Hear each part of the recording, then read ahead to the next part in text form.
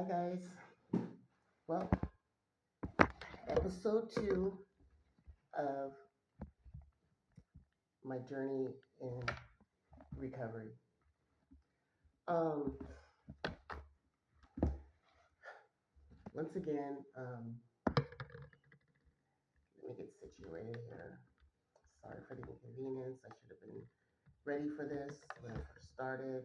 For some reason, I thought what I was using to hold things up that they would hold things up, but I guess they don't. So, anyways, make a long story short, we put the coffee mug right there to hold things up.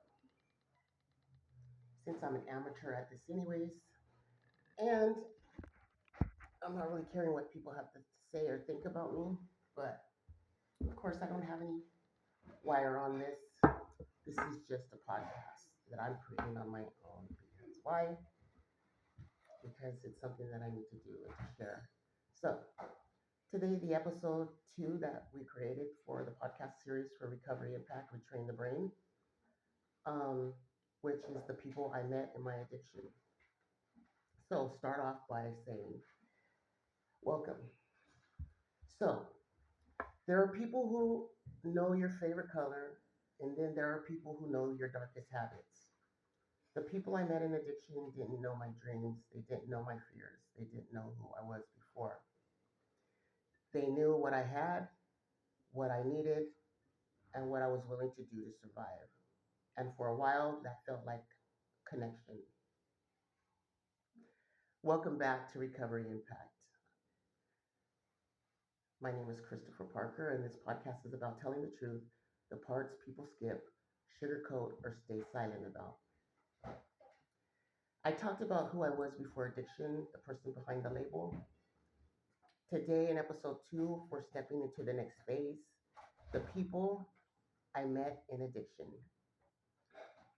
Because addiction doesn't happen in isolation, it creates a whole new world with its own relationship, rules, and language and codes. And if you lived it, you already know. There weren't normal friendships, they were survival alliances. At first, the people I met felt welcoming. No judgment, no questions, no expectations beyond showing up. Everyone had a story, but nobody told the whole thing. We didn't talk about childhoods or goals. We talked about availability, connections, who knew who, where to go, when not to go. In addiction, relationships aren't built on trust, they're built on mutual need. And that can feel powerful, especially if you've spent your life feeling misunderstood or unseen. For the first time, I felt like I belonged somewhere, even if that somewhere was slowly killing me. Addiction has rules. Yes, addiction has several rules, even if nobody ever writes them down. Number one, don't ask questions you don't want answers to. Number two, mind your business, but know everything. Number three, trust no one completely, but depend on everyone. These relationships were transactional. If you had something, you were valuable. If you didn't, you were invisible. And the scariest part, you don't notice how conditional it all is until you're on the wrong side of it. I watched people disappear overnight. I watched loyalties flip instantly. I watched kindness vanish the moment it was inconvenient. And still, I stayed because addiction teaches you that this is normal. Here's the truth no one talks about. Addiction creates intense but shallow bonds. You share space, you share habits, you share risk, but you don't share vulnerability. Nobody asks how you really are doing because everybody's trying not to feel. You laugh together, you struggle together, but you don't heal together. And deep down, I knew it.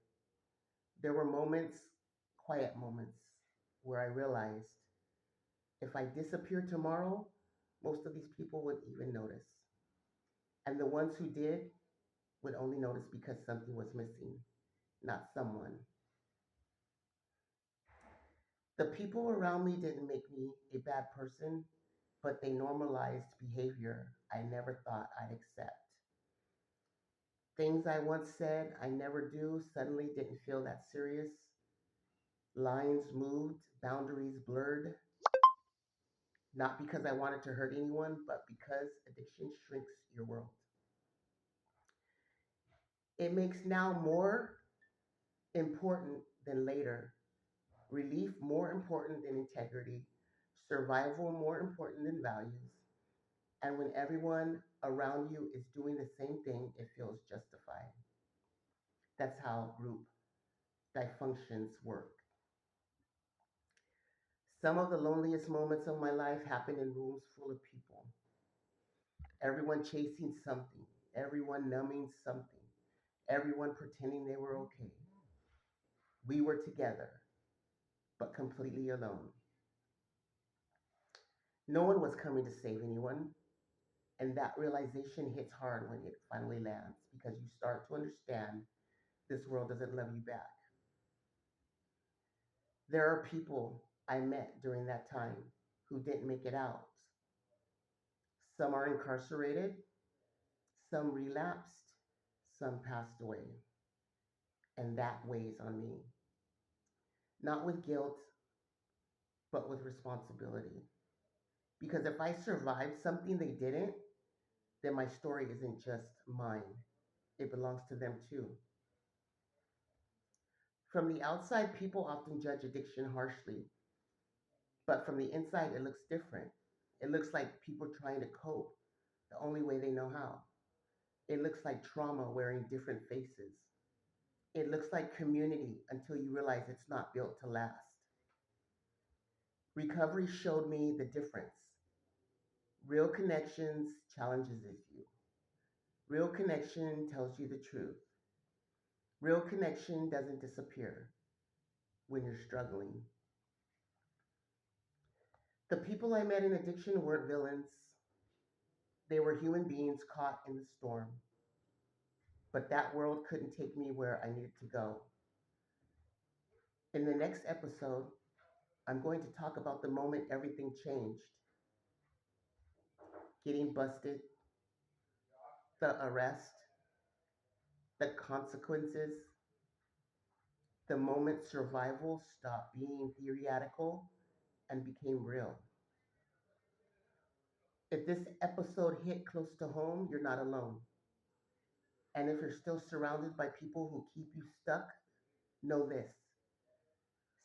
Sometimes leaving isn't betrayal, it's survival.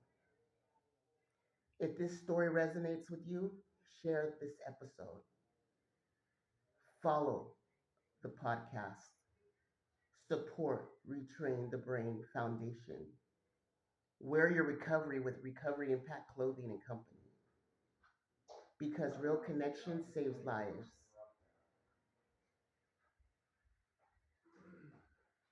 Thank you for listening. I will see you in episode 3.